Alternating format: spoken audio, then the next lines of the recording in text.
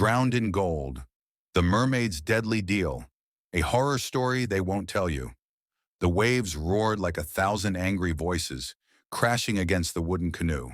Kojo, a poor fisherman from the coast of Ghana, fought to keep his boat steady, but the sea was merciless that night.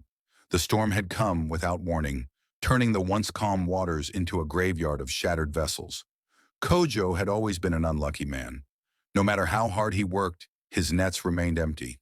His wife, Adwoa, was growing tired of their poverty, and his children often went to bed hungry. He was drowning in debt, owing money to the village chief and the cruel merchant, Mensa, who controlled the local fish trade. As the waves tossed him around like a rag doll, Kojo whispered a desperate prayer to Mami Wata, the water spirit known to grant fortune and misfortune alike. "If you can hear me," he pleaded, "bless me with wealth, and I will do whatever you ask." At that moment, his canoe capsized. Salt water filled his lungs as he sank into the dark abyss. Just when he thought death had claimed him, something cold wrapped around his waist. A soft, melodious voice echoed through the depths. "Do you truly wish for wealth, Kojo?"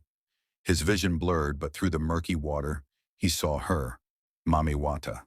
Her skin glowed like moonlight, her long hair floated around her like seaweed, and her eyes, black as the ocean's depths, bore into his soul.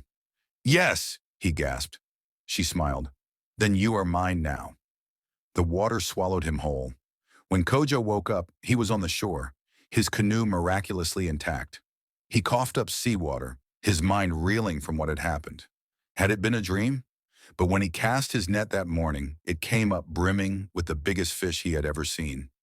It was more than he had ever caught in his life.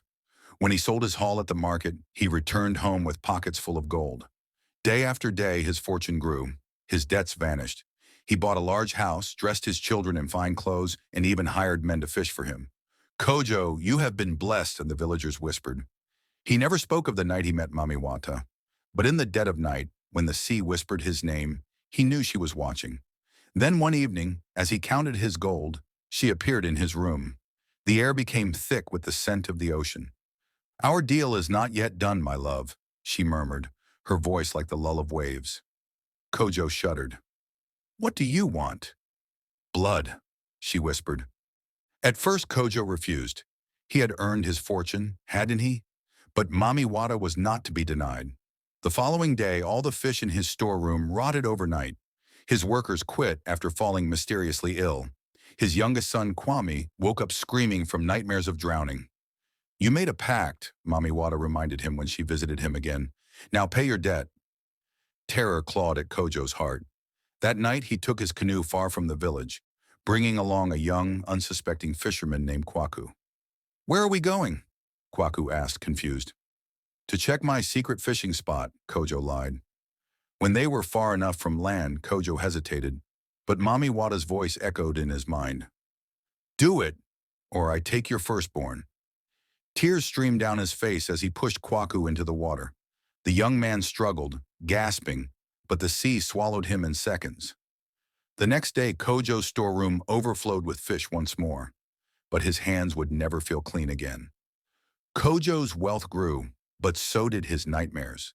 The ghosts of the drowned whispered to him in the dark. The sea called him constantly, its waves forming the shape of hands reaching for him. The villagers began to talk. "Kojo's fortune is unnatural," they murmured. "Men who go fishing with him never return." Even Adwoa grew fearful of him. "What have you done, Kojo?" she asked one night. "Nothing," he lied. But Mami Wata was insatiable. She came to him again, her beauty more haunting than before. "More," she whispered. "More blood, more wealth." Kojo wept, but he obeyed.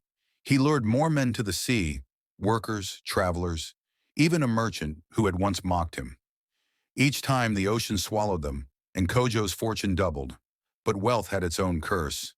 His eldest son, Kofi, fell sick, his body burning with fever. The village chief confronted him. "Kojo, men are disappearing. If another vanishes, we will bring justice upon you." Kojo realized he was trapped. He had only one choice left, to defy Mami Wata. On the night of the full moon, Kojo went to the shore, carrying an offering, a golden bowl filled with rare jewels. "Mami Wata," he called, Take this and free me." The sea was silent. Then she emerged from the waves, her face unreadable. "You dare try to buy your freedom?" she hissed. Kojo fell to his knees. "Please, spare my family." Mami Wata's black eyes glowed. "You are mine, Kojo. You always have been." The waves surged forward, grabbing him by the ankles. He screamed, fighting against the pull of the ocean. But the more he struggled, the deeper he sank. As he was dragged into the abyss, he saw the spirits of those he had sacrificed, their eyes hollow, their mouths open in silent screams. The last thing he heard was Mami Wata's laughter. The next morning, Kojo's mansion stood empty. His family fled the village in terror. The fisherman refused to go near his waters. But some nights, when the sea is calm, villagers claim to see a man standing on the shore, his clothes dripping with seawater, his eyes black as the abyss. They say he waits for the next desperate soul to make a wish. And so, the curse of the drowned king lives on. The end.